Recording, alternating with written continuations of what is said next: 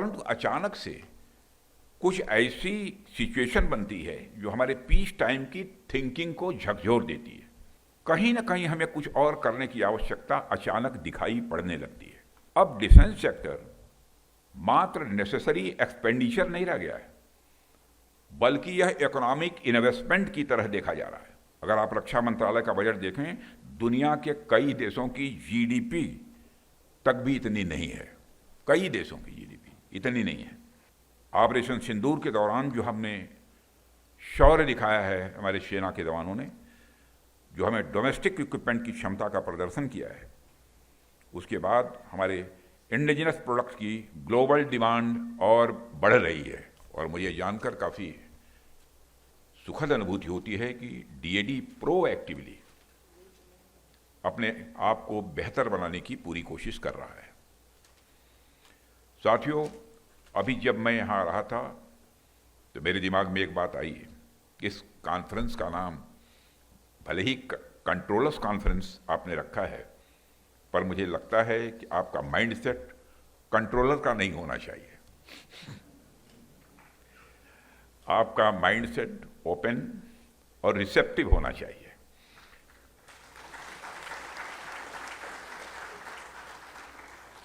जिससे defence ecosystem में हो रहे चेंजेस को आप सभी स्टेक होल्डर्स के साथ ठीक तरीके से डिस्कस कर सकें और शेयर कर सकें।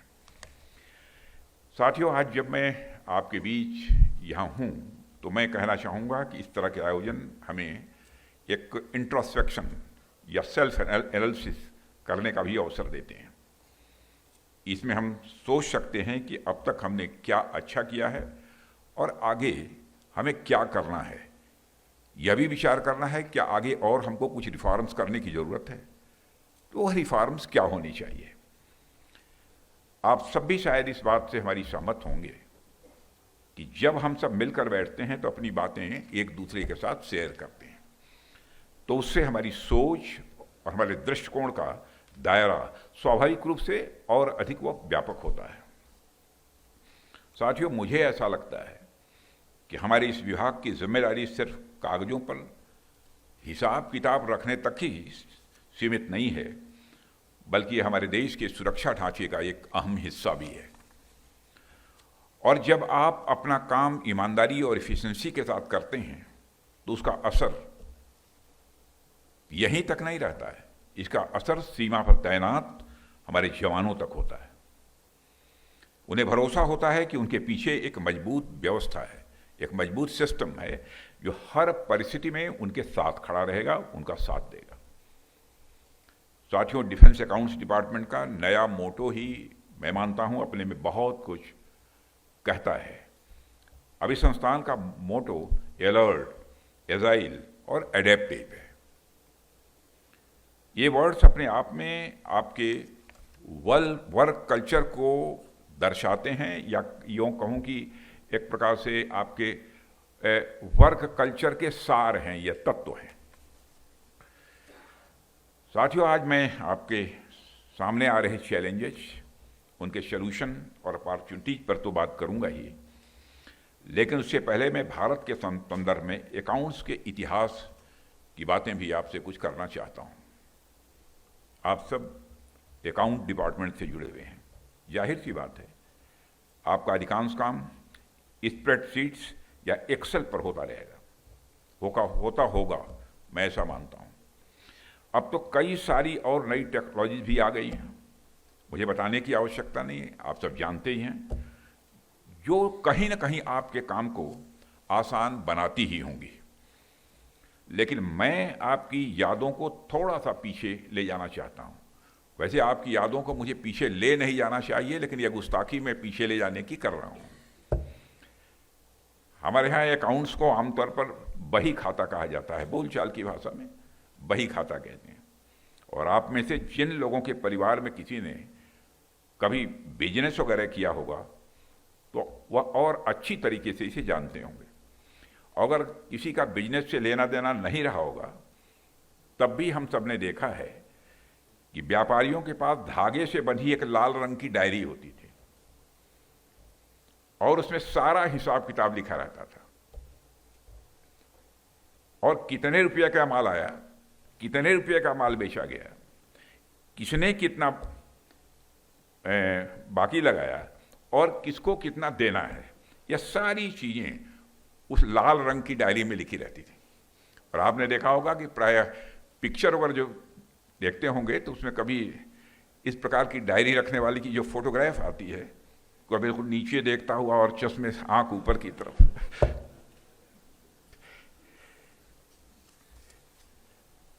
और एक चीज पर आपने ध्यान दिया होगा कि दिवाली जैसे अवसरों पर जब हम माता लक्ष्मी की पूजा करते हैं तो उस समय उस लाल डायरी की भी पूजा की जाती थी।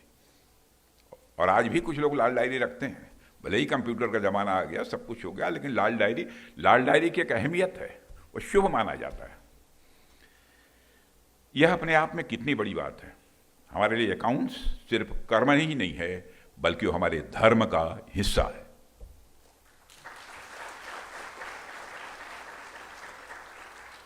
इसलिए मैं आप सबसे यह बात कहना चाहूँगा, आप जब अकाउंट्स डिपार्टमेंट के लिए काम कर रहे हैं तो इसे सिर्फ एक काम की तरह मत देखिए, बल्कि एक विरासत के रूप में इसे देखिए। अकाउंट्स भारत का स्वदेशी फ्रेमवर्क है, यह स्वदेशी है, आज से नहीं है, हजारों हजार वर्षों से है। अकाउंट्स भारत के डीएनए में है। साथियों, चूंकि यह एक कंट्रोलर कॉन्फ्रेंस है और पूरे देश से डिफेंस अकाउंट्स के कंट्रोलर्स यहाँ एक साथ उपस्थित हैं, इसलिए मैं आपसे इनोवेशन और चेंज मैनेजमेंट पर भी थोड़ी बात यहाँ करना चाहूँगा। किसी भी ऑर्गेनाइजेशन में ट्रांसफॉर्मेटिव रिफॉर्म लाने के दो तरीके प्रायः बताए जाते हैं। कई बार हम देखते हैं कि कई ऑर्गेनाइजेशंस एक्सटर्नल रिपोर्ट के माध्यम से इस कार्य को करते हैं, जिसमें कई बार कंसल्टेंसी फर्म्स की भी इसमें मदद ली जाती है। कई बार कुछ रिटायर्ड सीनियर ऑफिशियल्स को यह जिम्मेदारी भी सौंपी जाती है। और एक अच्छी बात है, इससे कई बार कुछ नए फ्रेश आइडियाज़ इन संस्थानों में आते हैं और इनकी प्रोडक्टिविटी स्वाभाविक रूप से बढ़ती है, और मैं कहना चाहूँगा निश्चित रूप से बढ़ती है। लेकिन इसके अलावा चेंज मैनेजमेंट का दूसरा तरीका यह हो सकता है कि वह संस्था अपने परफॉर्मेंस के बारे में, अपने डिलीवरी सिस्टम के बारे में और अपने ऑर्गेनाइजेशन के फाइनल गोल्स को अचीव करने के बारे में खुद से इंट्रोस्पेक्शन करे। एक ऐसे इंटरनल इवैल्यूएशन का कल्चर बनाएं जिसमें लोग खुद ही अपनी कमियों को पहचानें, खुद ही अपने सिस्टम की इनएफिशिएंसीज पर ध्यान दें और उन्हें ओवरकम करने हेतु क्या किया जा सकता है इस संबंध में विचार करें। साथियों, मेरा मानना है कि इंटरनल रिफॉर्म्स ज़्यादा ऑर्गेनिक होते हैं तथा इन्हें एडॉप्ट किए जाने में ज़्यादा अवरोध भी पैदा नहीं होता है। ऐसा इसलिए है कि ये आइडियाज़ खुद आपकी संस्था के अंदर से आ रहे हैं और इस प्रकार से इंट्रोस्पेक्शन के द्वारा किए गए इम्प्रूवमेंट्स पूरी ऑर्गेनाइजेशंस को न सिर्फ डायनेमिक, इफेक्टिव, इनोवेटिव और प्रोफेशनल बनाती हैं, बल्कि पूरी ऑर्गेनाइजेशन को एक लिविंग ऑर्गेनाइजेशंस के रूप में ट्रांसफॉर्म कर लेती हैं।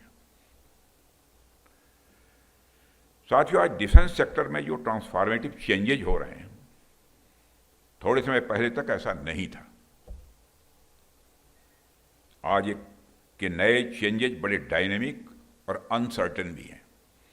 वैसे तो पीस टाइम का एक भ्रम के सिवा और कुछ नहीं है, लेकिन फिर भी पीस टाइम की अगर बात की जाए तो कई बार मैं सोचता हूं कि पीस टाइम में तो हम सब डिफेंस सेक्टर को मजबूत करने की ही बात करते हैं, पॉलिसीज बनाते हैं, इम्प्लीमेंट करते हैं, प्रोक्योरमेंट करते हैं, ट्रेनिंग करते हैं और अन्य कई प्रकार की एक्टिविटीज़ भी हम करते रहते हैं।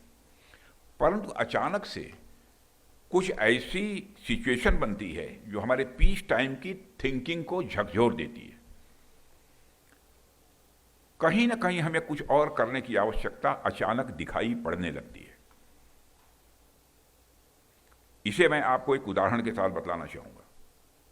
मान लीजिए कि हम एक विशेष प्रकार की इक्विपमेंट या एमिनेशन की एनुअल प्रोडक्शन किसी एक खास संख्या तक कर रहे हैं, खास नंबर की हमको इतना करना है और उतना कर पाते हैं, जिसे हम इस्टेब्लिश प्रोडक्शन कैपेसिटी के नाम से जानते हैं।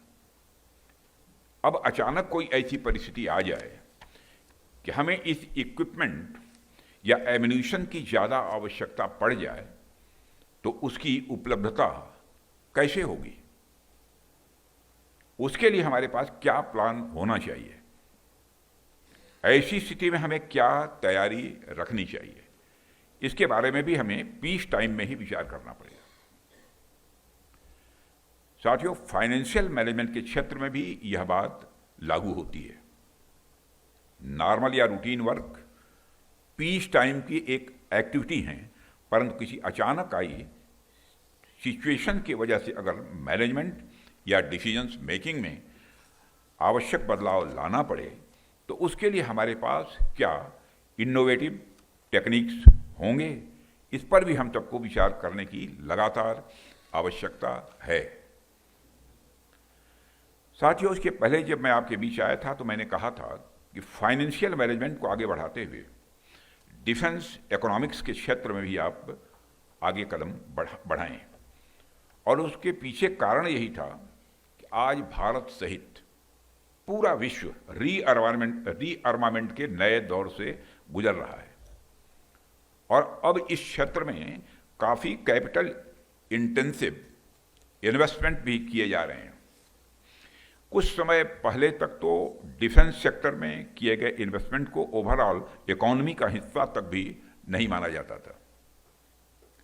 इसे मात्र नेसेसरी एक्सपेंडिचर के तौर पर देखा जाता था और सिक्योरिटी पर हुए इन्वेस्टमेंट का कोई इकोनॉमिक असेसमेंट भी नहीं होता था।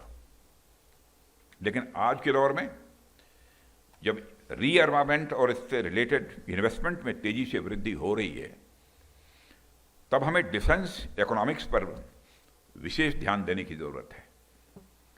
आज यूएसए और यूरोपियन नेशन सहित लगभग सभी बड़े देश अपने डिफेंस एक्सपेंडिचर को यह तेजी से बढ़ा रहे हैं। ऐसे में डिफेंस इकोनॉमिक्स की इंपॉर्टेंस स्वाभाविक रूप से और बढ़ जाती है। अब डिफेंस सेक्टर मात्र नेसेसरी एक्सपेंडिचर नहीं रह गया है, बल्कि यह इकोनॉमिक इन्वेस्टमेंट की तरह देखा जा रहा है, जिसका इकोनॉमी पर मल्टीप्लायर इफेक्ट हो रहा है। साथियों, आज डिफेंस सेक्टर न सिर्फ खुद वृद्धि कर रहा है, बल्कि दूसरे सेक्टर्स की वृद्धि में भी अपना कंट्रीब्यूशन दे रहा है। आप सबको तो पता ही होगा, 2016 में हमारे प्रधानमंत्री जी की दूरदर्शिता के कारण सरकार ने गवर्नमेंट ई मार्केट प्लेस यानी जीएम की शुरुआत की थी और आज यह ग्लोबल लेवल पर सबसे बड़ा एक सार्वजनिक ई प्रोक्योरमेंट प्लेटफॉर्म में से एक है। और यह देखकर मुझे खुशी होती है कि जीएम की इस विकास यात्रा में रक्षा मंत्रालय का बहुत बड़ा योगदान है। फाइनेंशियल ईयर 2024-25 तक रक्षा मंत्रालय ने लगभग 2 लाख करोड़ रुपए तक का प्रोक्योरमेंट इस पोर्टल से किया है। अपने में एक रिकॉर्ड है यह।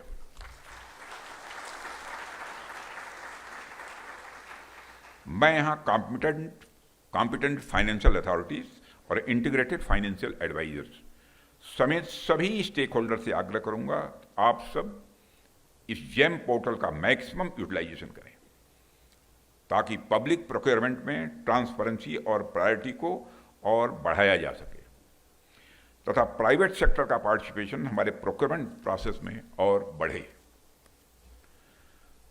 साथियों, इसके अलावा हम सब लगातार देख रहे हैं कि डिफेंस में टेक्नोलॉजी का इस्तेमाल, खासतौर पर एडवांस कटिंग एज टेक्नोलॉजी का इस्तेमाल बहुत ही बढ़ गया और ये आगे बढ़ता जाएगा। ज़्यादातर ये टेक्नोलॉजी ड्वेल यूज़ की होती हैं। इंटरनेट हो, न्यूक्लियर एनर्जी हो, जीपीएस सिस्टम हो, इन सब टेक्नोलॉजीज को शुरुआत में डिफेंस सेक्टर में यूज करने के लिए ही बनाया गया था। लेकिन आज यह टेक्नोलॉजी ग्लोबल इकॉनमी की बैकबोन बन चुकी है। ऐसे और भी कई इनोवेशन होंगे जिन्हें डिफेंस सेक्टर के लिए बनाया गया होगा, लेकिन आज उनका सिविलियन यूज भी बहुत तेजी के साथ हो रहा है। इस संदर्भ में मेरा आपसे आग्रह है कि आप किसी प्रोजेक्ट का इकोनॉमिक इम्पैक्ट एसेस करते समय उसके सिविलियन यूज की फिजिबिलिटी और उससे होने वाले सोशल इम्पैक्ट को भी एनालाइज करने का अपनी तरफ से प्रयास करें।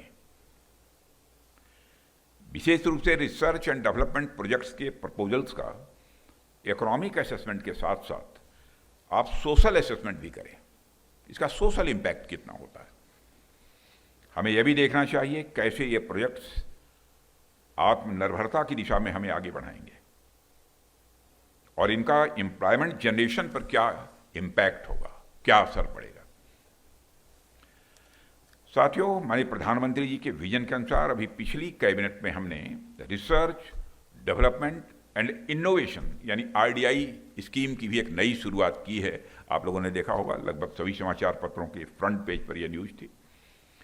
1 लाख करोड़ रुपए की लागत वाली यह स्कीम हाई एंड प्रोजेक्ट्स और इंपॉर्टेंट टेक्नोलॉजीज की प्राप्ति को बढ़ावा देगी। इसमें डिफेंस सेक्टर को भी प्रायोरिटी दी गई है और आपको यह देखना होगा कि इस स्कीम को हम कैसे जल्द से जल्द इफेक्टिवली इंप्लीमेंट कर पाएं और डिफेंस मैन्युफैक्चरिंग कैसे इस रिसर्च एंड डेवलपमेंट प्रोजेक्ट्स को फैसिलिटेट कर पाए। साथियों, इसके अतिरिक्त आपने देखा होगा कि डिफेंस एक्विजिशन काउंसिल ने पहली बार जेम पोर्टल से कैपिटल प्रोक्योरमेंट के लिए भी मंजूरी दे दी है, पहली बार यह। और निश्चित रूप से यह एक स्वागत योग्य कदम है और इससे जुड़ी एक्टिविटीज के लिए भी आपको भविष्य में मैं मानता हूं कि तैयार रहने की जरूरत होगी। साथियों, डिफेंस अकाउंट्स डिपार्टमेंट हमेशा से ही अपने कस्टमर सेंट्रिक अप्रोच के लिए जाना जाता रहा है। सैनिकों और हमारे वेटरन्स का ध्यान रखने की जो जिम्मेदारी आपको दी गई है उसका आपने हमेशा ईमानदारी के साथ आपने निर्वहन किया है। किया है का मतलब यह नहीं कि नहीं कर रहे हैं, किया भी है, कर भी रहे हैं। और इस जिम्मेदारी को प्रभावी ढंग से निभाने के लिए आपने स्पर्श यानी सिस्टम फॉर पेंशन एडमिनिस्ट्रेशन रक्षा नामक एक पूर्णतः डिजिटल और पारदर्शी प्लेटफॉर्म भी डेवलप किया है। और मुझे कहते हुए खुशी होती है कि आज तक लगभग 32 लाख से भी अधिक रक्षा पेंशनरों को इस प्रणाली से जोड़ा जा चुका है। 32 लाख से ज्यादा। लाखों वेटरन्स को करोड़ों की संख्या में धनराशि पेंशन के रूप में भेजी जाती है, लेकिन अभी कुछ इसमें कठिनाइयां हैं, मैं जानता हूं, और उसका निराकरण करने की भी कोशिश की जा रही है। जब मैं अपने वेटरन्स के लिए इस तरह के प्रयास होते हुए देखता हूं तो मेरे जहन में यह आता है कि our strength is not just in the size of our defence budget but in the size of our hearts and in the size of our gratitude for their sacrifice. साथियों, हमारे वेटरन्स ने देश के लिए अपनी जान की बाजी तक लगाई है, इसलिए इनके और इनके परिवार के लोगों के लिए काम करना तो मैं समझता हूं कि हमारा एक सामान्य कार्य नहीं है, यह हमारा धर्म है। ध्यान दीजिए कि मैंने यह कहा कि हमारा धर्म है, यह कोई एहसान या फिर कोई दान नहीं है, यह धर्म है। इसलिए मैं स्पर्श आउटरीच प्रोग्राम के लिए विशेष बधाई देता हूं, क्योंकि इसके माध्यम से आप वेटरन्स की समस्याओं को उनके डोर स्टेप पर जाकर सुलझा रहे हैं। साथियों, इसके अलावा मुझे यह भी जानकारी दी गई है कि डिपार्टमेंट इस समय 2 अन्य महत्वपूर्ण सिस्टम, कॉम्प्रिहेंसिव पे सिस्टम और सेंट्रलाइज्ड डाटाबेस मैनेजमेंट सिस्टम पर भी इस समय काम कर रहा है, जो फिलहाल कंसेप्चुअल स्टेज में है। ये सिस्टम मिलकर एक ऐसा इंटीग्रेटेड इकोसिस्टम तैयार करेंगे जो न केवल डिफेंस पर्सनल के वेतन और डाटा मैनेजमेंट को सिंप्लीफाई करेगा, बल्कि रियल टाइम इनसाइट्स और फास्ट डिसीजन मेकिंग को भी यह संभव बनाएगा। और साथियों, मुझे जानकर खुशी हुई है कि controller general of defence accounts और उनकी team defence finance and economics के क्षेत्र में एक विजन डॉक्यूमेंट और एक रोड मैप निर्धारित करने के लिए पूरी निष्ठा से प्रयासरत है, और मैं उनके इस पहल का स्वागत करता हूं और इसके लिए मैं बधाई भी देता हूं श्री बैंक शर्मा, उनकी पूरी टीम को। अब मेरी अपेक्षा है कि यह प्रयास केवल कागजों तक सीमित न रहे। मैं जानता हूं नहीं रहेगा, मैं कॉन्फिडेंट हूं, लेकिन मुझे कहना चाहिए इसलिए कह रहा हूं, बल्कि इसे निर्धारित, क्योंकि हमारी जिम्मेदारी यह है कि समय समय पर काशस करते रहना, जगाते रहना। काम करते करते कभी कभी थकावट भी आ जाती है, आंख बंद होने लगती है, तो कोई ना कोई चाहिए जो कि समय समय पर अलर्ट करता है। और इसलिए मैं कह रहा हूं कि इसको समय सीमा के भीतर इंप्लीमेंट करने की बात, ताकि यदि कहीं कोई अवरोध उत्पन्न होता है तो समय रहते हुए कोर्स करेक्शन भी संभव हो पाए। और मुझे पूरा विश्वास है कि डिपार्टमेंट अपनी डिजिटल ट्रांसफॉर्मेशन स्ट्रेटजी को एक प्रभावी और तेज डिसीजन सपोर्ट मैकेनिज्म के साथ अच्छी तरह अलाइन करेगा, जिससे एफिशिएंसी, ट्रांसपेरेंसी और रेस्पॉन्सिवनेस तीनों में वृद्धि देखने को मिलेगी। साथियों, आप सब जानते हैं कि रक्षा मंत्रालय का बजट देश में सबसे ज्यादा है और बढ़ता ही जा रहा है, आगे और बढ़ेगा। देश की क्या बात की जाएगा, अगर आप रक्षा मंत्रालय का बजट देखें, दुनिया के कई देशों की जीडीपी तक भी इतनी नहीं है। कई देशों की जीडीपी इतनी नहीं है। जब देश की जनता की मेहनत की कमाई का एक बड़ा हिस्सा रक्षा मंत्रालय को मिलता है, तो जाहिर सी बात है कि हमारी जिम्मेदारियां भी उसी अनुपात में बढ़ जाती हैं। अभी पिछले ही फाइनेंशियल ईयर में डिफेंस कैपिटल बजट का फुल यूटिलाइजेशन करने के लिए मैंने डिफेंस सेक्रेटरी CGDR उनकी टीम को मैं बधाई देना चाहता हूं। फुल यूटिलाइजेशन हुआ है पूरे कैपिटल बजट का। साथ ही मैं उम्मीद भी करता हूं कि आप कैपिटल एक्सपेंडिचर को लगातार मॉनिटर करते रहेंगे और आगे भी इसका फुल यूटिलाइजेशन करने में निश्चित रूप से हमको कामयाबी मिलेगी, ऐसा मेरा पक्का विश्वास है। साथियों, आज जब आप सब इतने बड़े मंत्रालय के इतने बड़े बजट को संभाल रहे हैं, तो मैं ये कहना चाहूँगा कि हमारा दृष्टिकोण केवल फाइनेंशियल ग्रोथ पर ही केंद्रित न रहे, बल्कि हमें इफेक्टिव ग्रोथ और एफिशिएंसी लेड ग्रोथ की ओर भी ध्यान देना होगा। हमारा डिफेंस एक्सपेंडिचर कुछ ऐसा होना चाहिए जिसमें सिर्फ हमारा बजट न बढ़े, बल्कि उस बजट का right deployment at the right time for the right objective भी उतना ही जरूरी हो। और यह जिम्मेदारी आप सब लोग निभाते हैं, निभाएंगे, मैं आश्वस्त हूं। साथियों, आज हमारे डिफेंस सेक्टर की ओर पूरी दुनिया की निगाहें हैं।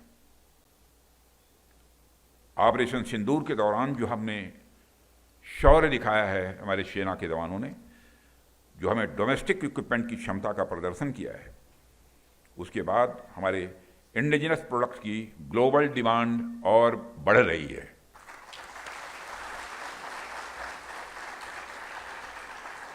कुछ समय पहले मैं Stockholm International Peace Research Institute की एक रिपोर्ट पढ़ रहा था। उसमें उन्होंने ये बताया है कि वर्ल्ड मिलिट्री एक्सपेंडिचर 2024 में बढ़कर $2.7 ट्रिलियन से ज्यादा हो गया। 2.7 ट्रिलियन डॉलर से ज्यादा हो गया। सोचिए, इतना बड़ा मार्केट हम लोगों का इंतजार कर रहा है, इतना बड़ा मार्केट हम लोगों का इंतजार कर रहा है। और हमारी डिफेंस इंडस्ट्री के सामने अब अपार संभावनाएं हैं। आपको डिफेंस एक्सपेंडिचर में होने वाले बदलाव के लिए खुद को तैयार करना होगा। और साथियों, प्रधानमंत्री जी की लीडरशिप में हम रक्षा क्षेत्र में तेजी से आत्मनिर्भरता की ओर बढ़ रहे हैं।